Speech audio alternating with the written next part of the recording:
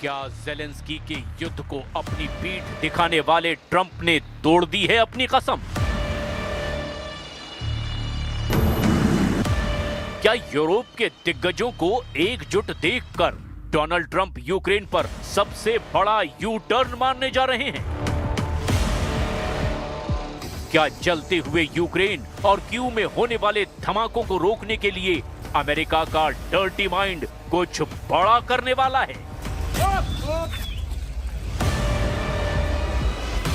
Putin के इशारों पर यूक्रेन को बांटने वाला ट्रंप का पीस प्लान लॉन्च होने से पहले ही अटक गया है।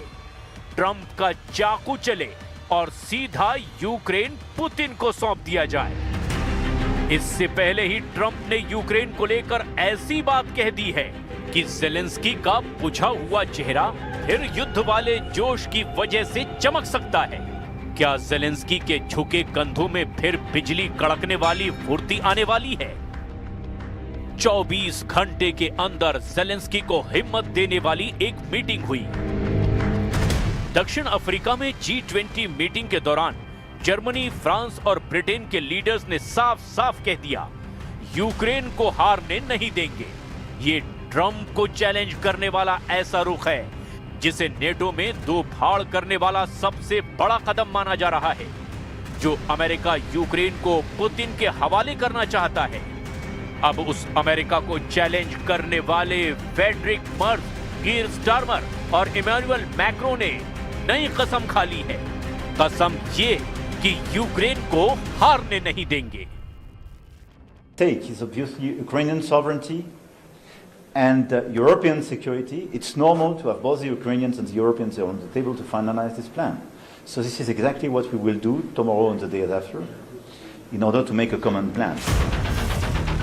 बागी हो चुके यूरोप को देखते हुए ट्रंप को यह एहसास हो गया है कि यूक्रेन को सरेंडर कराना भी इतना आसान नहीं होने वाला।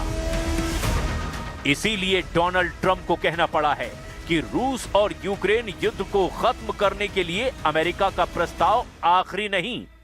No, not my part. No, we'd like to get the peace. It should have happened a long time ago. The Ukraine war with Russia should have never happened. If I were president, it never would have happened. We're trying to get it ended. One way or the other, we have to get it ended. यानी Donald Trump के दिमाग में कुछ और चल रहा है। Trump के बारे में दावा किया जाता है कि उनका दिमाग सिर्फ नफा और नुकसान देखता है, यानी जहां ट्रंप को फायदा होगा वो वहीं पलट जाएंगे। ट्रंप के शातिर दिमाग को लेकर ऐसा तनाव उनके पहले कार्यकाल में नहीं देखा गया, लेकिन अब यूक्रेन युद्ध ने अमेरिका के डर्टी माइंड की परत खोलनी शुरू कर दी है। यूरोप के लीडर्स की मीटिंग देखकर ज़ेलेंस्की ने भी कह दिया है कि हार नहीं मानूंगा, रार नहीं ठानूंगा। व्लादिमीर ज़ेलेंस्की ने कह दिया है कि अब यूक्रेन के सामने अपना सम्मान खोने या फिर अपने महत्वपूर्ण साथी अमेरिका को खोने, दोनों में से एक विकल्प को चुनना होगा। Всі відповідні директиви. Наші представники знають, як захищати українські національні інтереси і що саме потрібно, щоб Росія не здійснила третє вторгнення. Ще один удар по Україні. ज़ेलेंस्की को पता है कि इस वक्त यूक्रेन के हालात कितने खराब हैं, कैसे पुतिन की मिसाइल और ड्रोन पावर उनके हर मोर्चे को कमजोर करके यूक्रेन की सेना को पूरी तरह मार रही है।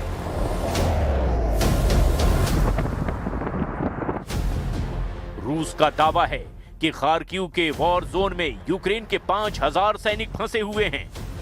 रूस ने कहा है कि ओस्किल नदी के पूर्वी तट पर यूक्रेन के करीब 5000 सैनिकों को चारों तरफ से घेर लिया गया है। इन हालात में रूस ने यूक्रेन पर हथियार डालने का दबाव और ज्यादा बढ़ा दिया है। 5000 सैनिकों को सरेंडर करना पड़ेगा, नहीं तो वो मारे जाएंगे। यूक्रेन की इसी मजबूरी को देखकर डोनाल्ड ट्रंप ने ज़ेलेंस्की से कहा कि अगर ऐसा ही युद्ध लड़ना है तो लड़ते रहो। Well, then he can continue to fight his little heart out.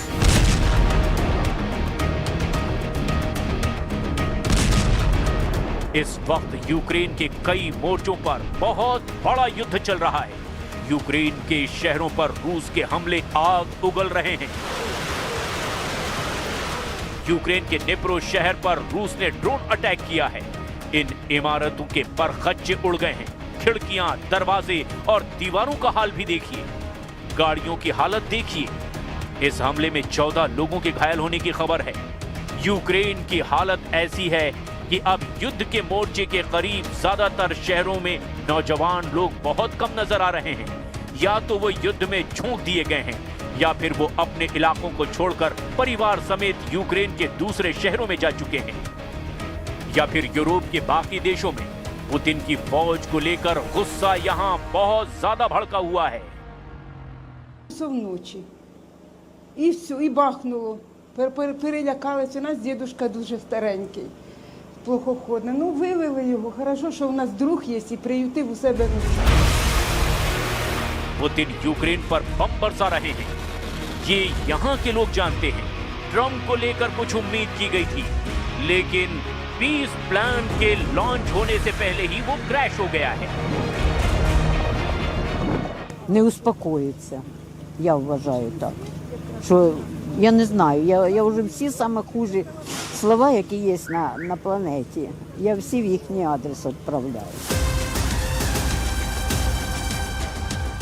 Donald Trump ने यूक्रेन और रूस के युद्ध को रोकने के लिए 28 पॉइंट वाला प्रस्ताव दिया है। माना जा रहा है कि ट्रंप की हर शर्त पुतिन से बात करके तैयार की गई है।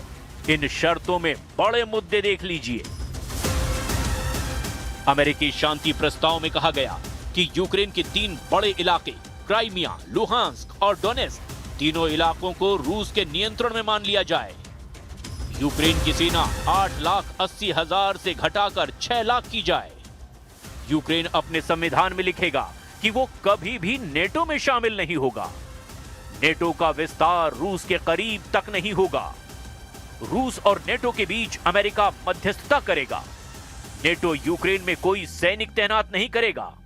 बड़ी शर्त यह भी कि यूक्रेन में कोई परमाणु हथियार तैनात नहीं होगा।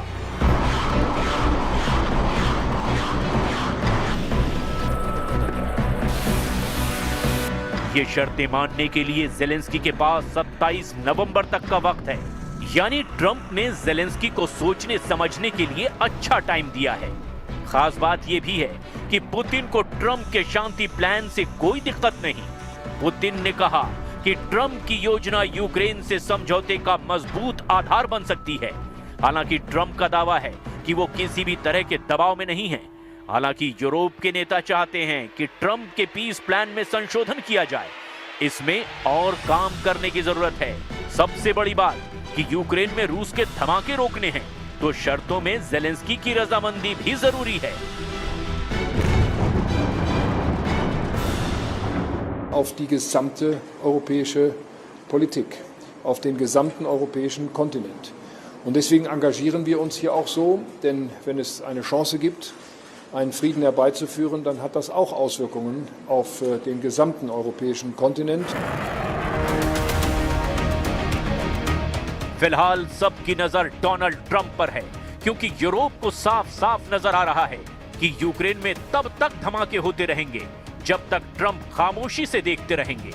यूक्रेन तब तक जलता रहेगा जब तक डोनाल्ड ट्रंप इसे लेकर तनाव नहीं लेंगे, क्योंकि ट्रंप ने तो कह ही दिया है कि यूक्रेन ने अभी समझौता नहीं किया तो उसे ज्यादा नुकसान होगा। वैसे यूक्रेन युद्ध का दूसरा सच ये भी है कि जेलेंस्की ने पूरी तरह हार नहीं मानी है। यूक्रेन ने रूस पर ड्रोन हमले बढ़ा दिए हैं। ऐसे हमलों की वजह से रूस में एयरपोर्ट पर उड़ानें बंद करनी पड़ी है। यूक्रेन ने रूस के अंदर सैकड़ों किलोमीटर तक ड्रोन हमले किए हैं और अब इसकी वजह से रूस के तेल डिपो और हवाई अड्डों को काफी नुकसान हुआ है।